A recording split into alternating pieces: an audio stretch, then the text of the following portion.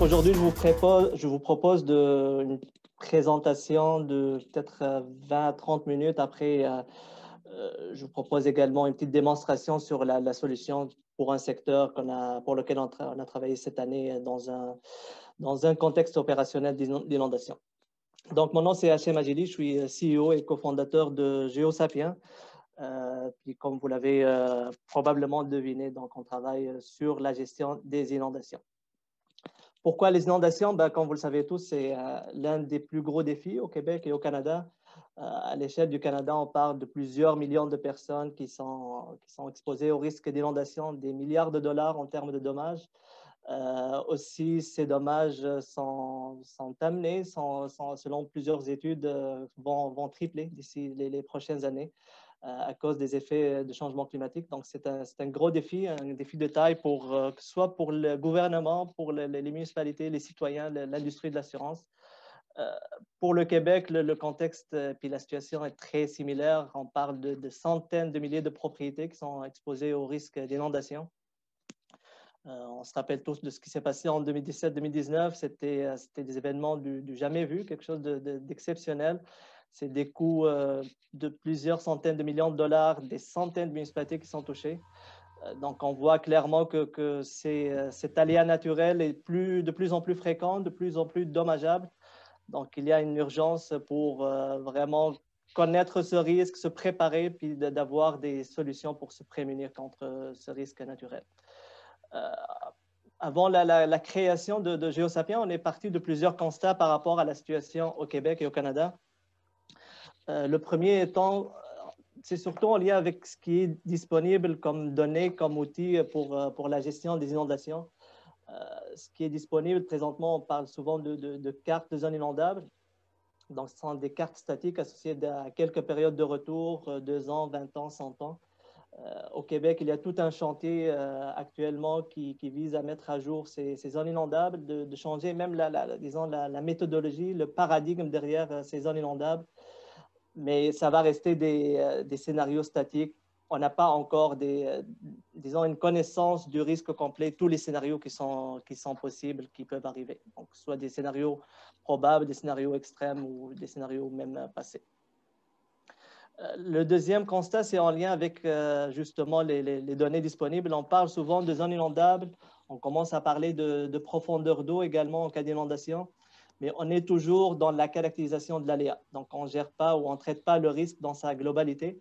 Donc, avec ce qu'on a comme données actuellement, on n'intègre pas les enjeux, donc les éléments vulnérables qui se trouvent dans les zones inondables, que ce soit les bâtiments résidentiels, les bâtiments commerciaux, les infrastructures, les réseaux routiers. Donc, toutes ces informations ne sont pas intégrées dans les données, les outils disponibles pour gérer le risque d'inondation. Puis le dernier constat, c'est en lien avec justement les outils qui sont disponibles. Donc, on a plusieurs sources de données, d'informations, que ce soit les cartes d'inondation, des outils comme Vigilance que le gouvernement offre pour surveiller les débits instantanés, les débits prévisionnels. Plusieurs municipalités ont leurs propres données, leurs propres rapports, des cartes sur papier. Donc, disons, les gestionnaires, les décideurs ont tendance à utiliser plusieurs sources d'informations pour prendre une décision, qui n'est pas l'idéal, surtout dans un contexte de gestion de crise où chaque seconde compte. Il faut idéalement avoir l'information très rapidement pour agir le plus vite possible.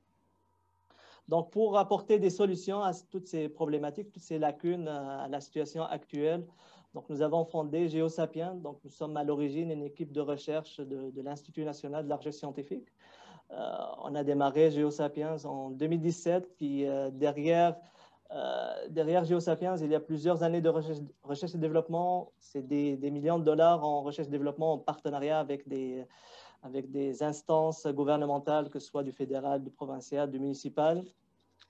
Donc ici, je vous donne une idée un peu, raconter l'histoire derrière GeoSapiens, la genèse de l'entreprise. Donc, vraiment, l'élément déclencheur, c'était les inondations de 2011 qui sont arrivées à Saint-Jean-sur-Richelieu. C'était quelque chose d'extrême, du jamais vu. Puis à ce moment-là, on a constaté qu'il y a un vrai besoin, surtout pour les municipalités, pour connaître le risque, agir en prévention, modéliser les zones inondables également. Donc, on a démarré plusieurs projets de recherche en partenariat avec, entre autres, avec la sécurité publique du Québec, plusieurs municipalités, comme la ville de Saint-Jean-sur-Richelieu et aussi la défense canadienne. Donc, après plusieurs années, on a démarré justement GeoSapiens. Donc, on est rendu avec des outils opérationnels qui offrent vraiment une plus-value, des solutions pour les municipalités. Donc, on s'est dit, on démarre l'entreprise pour justement apporter un service personnalisé pour nos clients, apporter des solutions opérationnelles. En 2018, on a participé au concours Aquahacking. Pour les gens qui ne connaissent pas, c'est un concours qui vise les problématiques en lien avec de l'eau, comme la pollution, la décontamination, la gestion de l'eau. Donc, on a participé au défi en lien avec la gestion des inondations. On a gagné le premier prix à ce moment-là, ce qui nous a permis d'aller plus loin dans nos processus et dans les développements suivants.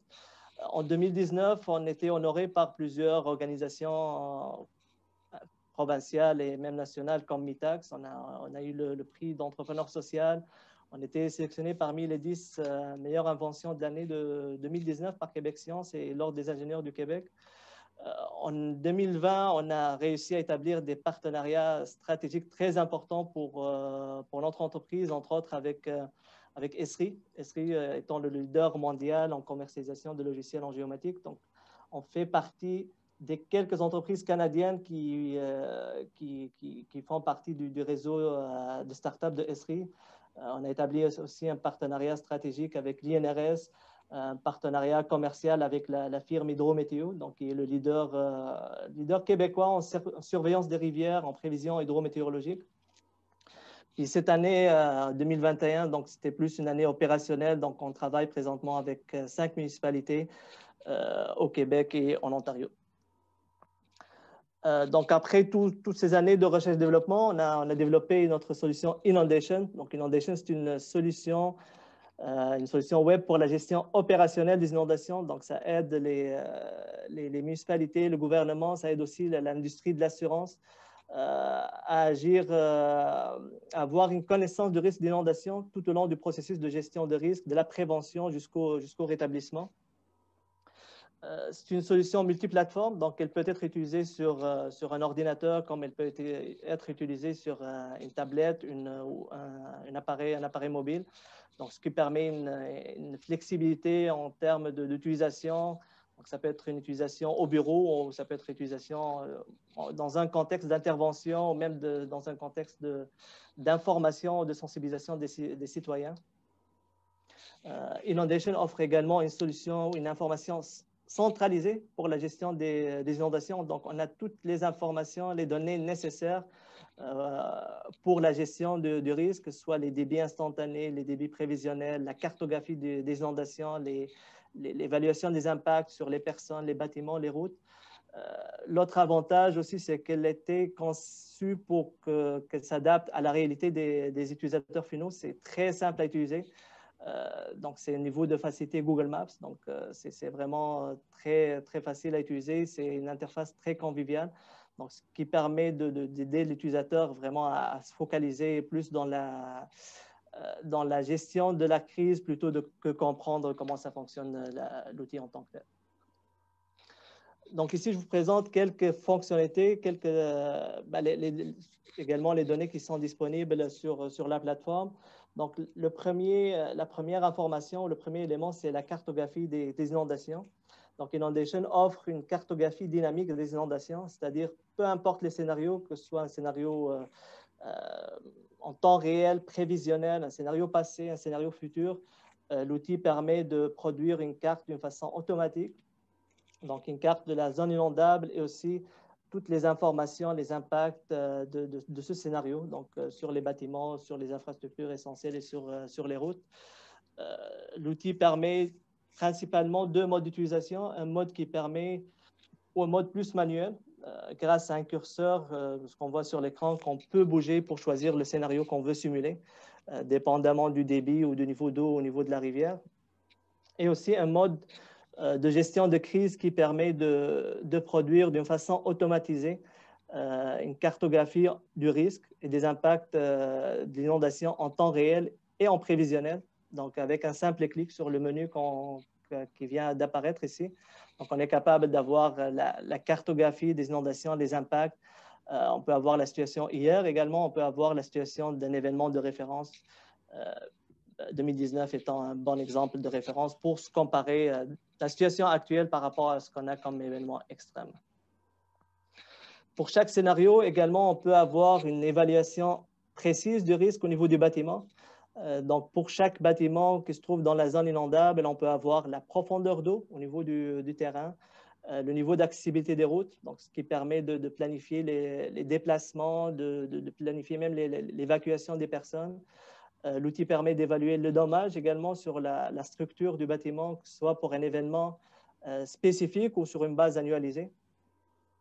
Ça apporte également, en plus de diagnostic de risque, ça apporte une solution pour atténuer ce risque, pour se protéger, donc sous forme d'informations sur le nombre de sacs de sable pour se protéger. Donc, c'est quoi la quantité de sable, c'est quoi la hauteur de la digue à mettre en place, c'est quoi la longueur de la digue pour protéger un bâtiment, une infrastructure ou même tout un quartier. Un élément important aussi qu'on a intégré, c'est la simulation de la défaillance de digue. On l'a déjà vécu en 2019, la défaillance de la digue de Sainte-Marthe-sur-le-Lac.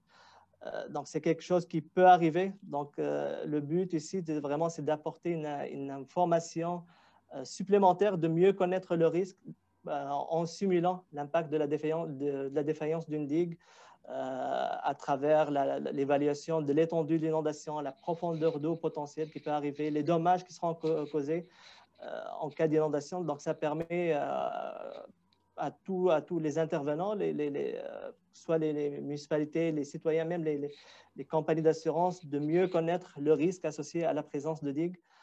Parce que c'est bien d'avoir une digue, ça protège le territoire, ça protège la population, mais souvent, c'est une fausse sécurité. Donc, c'est bien d'avoir une connaissance de l'impact potentiel en cas de défaillance d'un ouvrage ou d'une digue comme ça.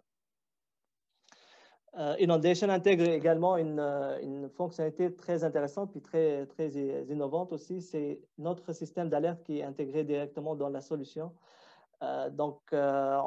L'outil Inondation permet d'envoyer des alertes personnalisées à chaque citoyen, à chaque bâtiment par rapport au risque potentiel, donc jusqu'à 3 jours d'avance. Le citoyen peut avoir un texto ou un courriel qui l'informe par rapport à son niveau de risque dans les prochains jours. Et cela permet d'anticiper le risque, de prendre des mesures qui sont souvent simples, comme par exemple vider le sous-sol, déplacer la voiture, mettre en place les sacs de sable, ce qui permet de réduire drastiquement les coûts associés aux inondations, donc les coûts économiques, même les coûts environnementaux et sociaux. Vous comprenez très bien ce qu'on fait, c'est de la simulation. Donc, on a des algorithmes qui roulent, qui permettent de produire des cartes de zones inondables. Donc, il y a un défi ou il y a un enjeu de précision qui se pose. Donc, ce qu'on fait, puis on continue à le faire, c'est de valider nos simulations par rapport à ce qui se passe réellement sur terrain. Donc, on a validé nos modèles sur les données existantes, les photos aériennes qui ont été prises durant les dernières années. Donc ici, je vais vous présenter quelques exemples d'exemples de validation qu'on a fait. Ici, c'est le lac de Deux-Montagnes. Donc, on a comparé la photo aérienne qui a été prise pendant l'inondation de 2019 par rapport à notre simulation, donc qui est en ligne bleue ici. C'est notre simulation, c'est notre prédiction de la zone inondable. Puis vous voyez très bien le niveau de risque le niveau de précision plutôt qu'on peut aller chercher en utilisant notre simulation. Ici, c'est un autre exemple à la rivière des Mille-Îles. Donc, la même chose, on a comparé la photo aérienne qui a été prise en 2019 par rapport à la simulation. Puis, ça donne toujours de très beaux résultats. Un dernier exemple sur la rivière de l'Outaouais. Donc, la même chose, on arrive vraiment à évaluer avec une très haute précision ce qui se passe réellement sur terrain. Puis l'importance de cette information, c'est sûr, ça permet de traduire ce qui se passe réellement sur terrain, mais aussi parce que ce qu'on voit souvent, les municipalités ou même le gouvernement provincial et fédéral, il envoie des avions, des drones pour évaluer ou cartographier les inondations. Donc, grâce à ce niveau de précision, on est capable vraiment de réduire la fréquence d'envoyer des drones ou des avions, même on n'aura plus besoin de le faire. Donc ici, je vais vous présenter un cas d'étude. Donc c'est un projet en cours qui a commencé l'année dernière. C'est un projet qu'on fait sur la rivière l'Assomption à la hauteur de la région de Joliette. Les travaux de ce projet sont effectués en partenariat avec Hydrométéo, donc notre partenaire, surtout au niveau de la prévision, la modélisation météorologique et hydrologique également.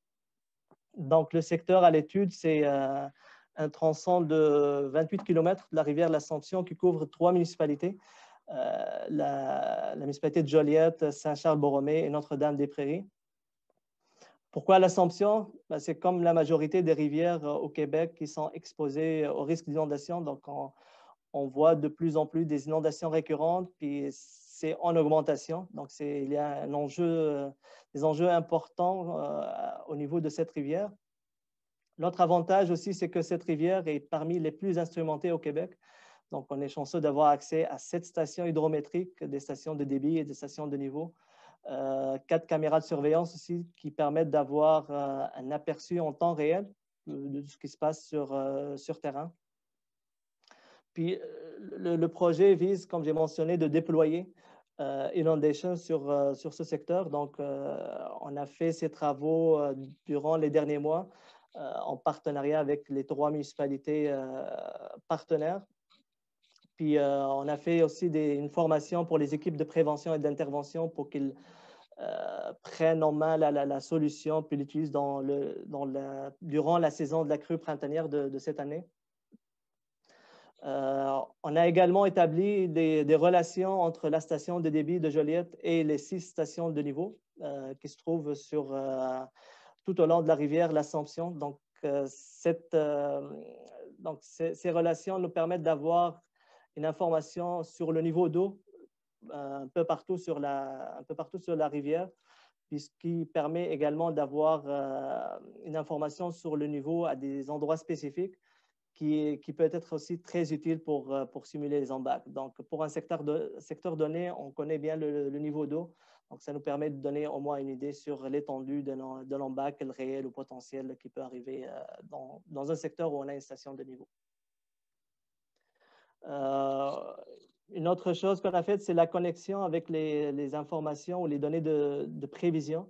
Donc, on s'est basé sur les prévisions d'hydrométéo qu'on a intégrées à notre solution pour justement produire une cartographie prévisionnelle de risque. Donc, on a l'information prévisionnelle jusqu'à 7 jours. Puis, cette information se met à jour d'une façon journalière. Donc, les municipalités ont accès à cette information d'une façon régulière. Ce projet a plusieurs retombées, donc on n'a pas encore fini, mais vraiment, il y a beaucoup de choses très intéressantes qui sont sorties de ce projet. D'abord, ça nous a permis d'utiliser Inundation dans un contexte opérationnel. Donc, cette année, vraiment, c'était très intéressant de faire les tests, d'adapter aussi la solution selon le besoin des municipalités. Ce qui est intéressant également, c'est d'offrir une approche municipale pour gérer les inondations. Donc, les efforts des municipalités sont, disons, mutualisés. Ils travaillent d'une façon, ils travaillent sur le même outil, un outil standardisé. Ils parlent le même langage. Donc, ça permet vraiment d'apporter une plus-value importante pour la gestion des inondations, puis de se préparer, puis d'informer leur population également.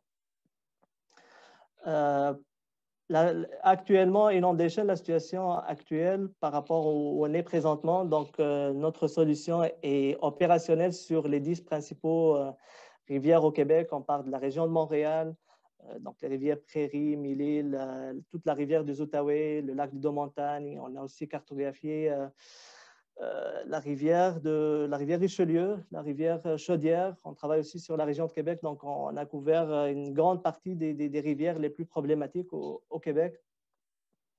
aussi, on a travaillé avec un leader canadien du secteur de l'assurance qui est vraiment très, très important à l'intégrer dans l'écosystème et dans la formule de gestion des inondations. Donc, on travaille avec ce secteur, avec l'industrie de l'assurance de très proche pour justement apporter des nouveaux produits d'assurance inondation pour alléger le fardeau sur le gouvernement.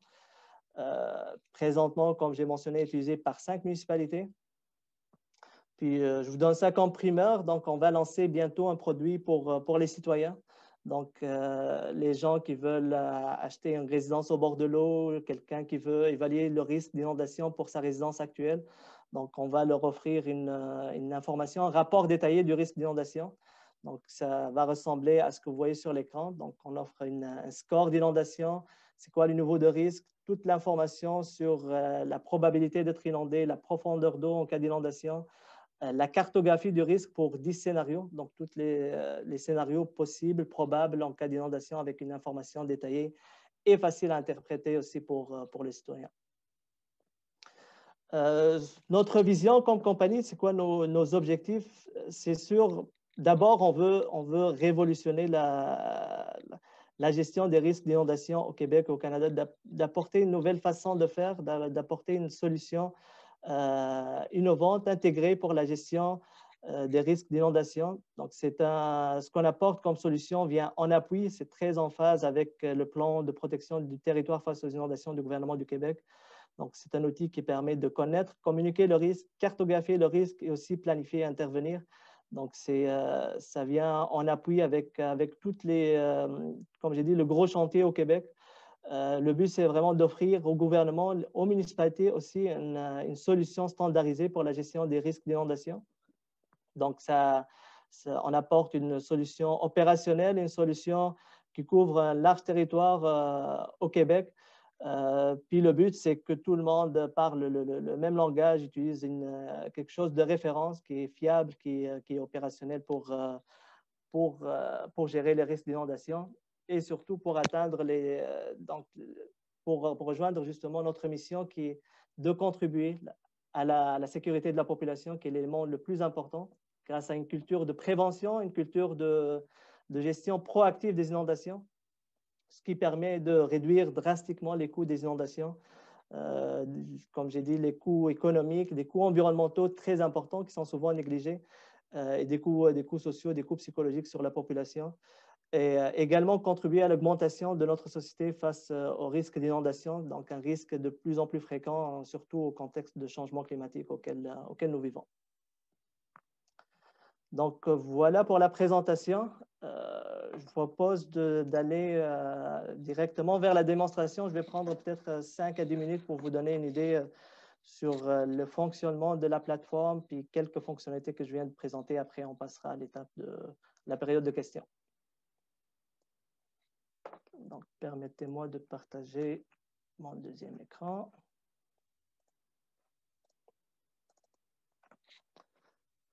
Donc, voilà la page principale d'Inondation. C'est comme tout outil ou solution web. Donc, c'est une simple étape de se loguer. Donc, login, mot de passe pour se connecter à la plateforme. Donc, pour chaque territoire, donc ici, ce que je vais aller présenter, c'est le secteur de l'Assomption, donc au niveau de la région de Joliette. Donc, pour chaque territoire, l'utilisateur va avoir accès au territoire qui le concerne. Donc, ici, donc ça, c'est le secteur que je viens de présenter, donc toute une partie, disons, de la rivière l'Assomption. Donc, comme j'ai présenté au début du webinaire, il y a deux modes d'utilisation. Donc, le premier, c'est grâce à ce curseur. Donc, on peut jouer avec le débit pour produire une carte d'inondation. Donc, si je fais un petit zoom ici, par exemple. Donc, on est capable de produire une carte de zone inondable, peu importe le scénario. Donc, on peut pointer sur une période de retour, donc 2 ans ici, comme on peut pointer sur d'autres périodes de retour, des événements extrêmes, aussi des débits très élevés qui ne sont jamais arrivés. Donc, ça permet d'avoir ce portrait complet du risque, de l'étendue de l'inondation, la profondeur d'eau à une résolution de 1 mètre. Donc ça, c'est plus un mode manuel préparatoire. C'est très, très utile pour la planification, pour la préparation, pour la formation des équipes d'intervention, même pour la sensibilisation des citoyens. Donc, on peut jouer avec ce curseur pour simuler n'importe quel débit, n'importe quel scénario d'inondation. Avec le mode gestion de crise, donc on peut avoir les données prévisionnelles. Donc, c'est quoi les prévisions un jour, 3 jours? Puis ça, c'est comme j'ai mentionné, on va chercher d'une façon automatique les prévisions de débit au niveau de la rivière. Donc, on a toute l'information par rapport justement aux prévisions, ce qui se passe actuellement au niveau de la rivière l'Assomption. Donc, présentement, c'est un débit de 60 mètres cubes par seconde. On peut avoir le débit hier, comme on peut avoir un débit de référence, comme j'ai mentionné. Donc, ici, c'est le débit 2019. Donc, ce qui s'est passé l'année dernière. Donc, on a toujours quelque chose de référence pour se comparer par rapport à la situation actuelle. Donc, c'est un mode très utile pour la gestion de crise, pour l'intervention. Donc, ça offre une information qui se met à jour rapidement. Puis, en plus de l'étendue, l'inondation, la caractérisation de l'aléa, on a l'information sur le niveau de risque pour les bâtiments. Donc, si je monte un peu plus le débit ici, ce qu'on va avoir, c'est l'information sur les bâtiments qui sont exposés au risque. Pour le scénario en question ici, c'est 340 mètres cubes seconde. Et pour chaque bâtiment, on peut avoir l'information sur si le bâtiment est inondé ou non. C'est quoi la profondeur d'eau au niveau de ce bâtiment en question? C'est quoi les caractéristiques d'un digue temporaire, soit en sac de sable. Donc ici, ça prend 105 sacs de sable pour protéger ce bâtiment. C'est quoi la longueur de la digue? C'est quoi la hauteur de la digue aussi? Donc, toutes ces informations, on peut les avoir pour chaque bâtiment. Pour ce qui est des bâtiments jaunes, ce sont des bâtiments qui sont isolés, sont quand même à risque parce que l'accès à ces bâtiments est coupé. Donc, l'eau ne touche pas ces bâtiments, mais si on affiche les routes, on va voir que pour ces bâtiments, la route est déjà inondée. Donc, pour les routes qui sont en orange, c'est des routes inondées qui sont seulement accessibles aux véhicules d'urgence. Donc, pour le grand public, ce n'est pas accessible. Pour les tronçons en rouge, c'est des routes qui sont plus praticables. C'est des routes coupées. Ça prend un bateau pour accéder à ce territoire parce que le niveau d'eau dépasse 50 cm. Donc, on a l'information sur le niveau d'eau au niveau de la route. On a également la longueur du tronçon puis l'état de cette route. Ce que vous voyez en bas ici, c'est un tableau de bord qui donne des statistiques pour le secteur qu'on voit sur l'écran. C'est quoi le nombre total de bâtiments isolés? C'est quoi le nombre total de bâtiments inondés? C'est quoi le nombre total des personnes évacuées? Donc, pour ce secteur, c'est quoi la longueur des routes qui sont inondées? Donc, dans ce cas-ci, c'est 1 km. Donc, si on change de secteur, ces données puis ces statistiques vont se mettre à jour d'une façon automatique. On peut ajouter l'information sur les sacs de sable. Donc, on a toute l'information sur, comme j'ai mentionné, le nombre de sacs de sable, la longueur de la digue, la hauteur de la digue, mais aussi on a l'information sur l'emplacement de chaque digue temporaire. Donc, la ligne noire ici représente ces digues temporaires. Puis si on clique sur ces lignes noires, donc on a les informations, les caractéristiques de cette digue en termes de sacs de sable et en termes de dimension également. On voit également la statistique sur les sacs de sable. Donc, ça permet d'avoir une idée sur le nombre total de sacs de sable à mettre en place pour un secteur donné. Donc, ça permet vraiment de planifier les interventions dépendamment du scénario qui s'en vient. On peut également afficher, disons, l'évolution de cette statistique selon le débit. Donc, présentement, on est dans un débit de 340 mètres cubes seconde. Mais ce graphique donne l'information comment cette statistique va évoluer au fur et à mesure que le débit monte. Donc, cette information, on peut l'avoir pour toutes les statistiques qu'on voit sur l'écran. Une autre information qu'on peut afficher, c'est les services essentiels. Pour ce secteur, on a ajouté des stations de traitement d'eau qui se trouvent dans les zones inondables. Donc, on a ajouté dans toutes les stations de traitement d'eau. Puis on peut, si l'eau monte, on sera capable de savoir rapidement c'est quoi l'impact sur ces stations, s'ils seront inondés ou non, puis c'est quoi les moyens pour les protéger, mettre une barrière, mettre des sacs de sable pour justement réduire l'impact sur cette infrastructure, puis réduire les impacts environnementaux également potentiels. On peut ajouter également les stations de mesure. Donc, si j'enlève tout ça pour alléger la carte.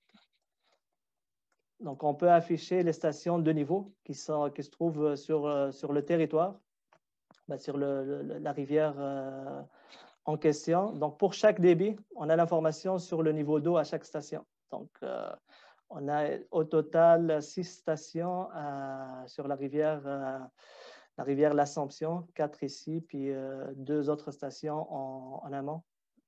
Donc, pour chaque scénario, on a l'information sur le niveau d'eau pour toutes les stations de niveau. Quelque chose qu'on va ajouter pour la suite des choses, parce que les stations ici, les stations d'hydrométéo, il y a les mesures de niveau, mais il y a aussi des prises de vidéos, des prises de photos par les caméras.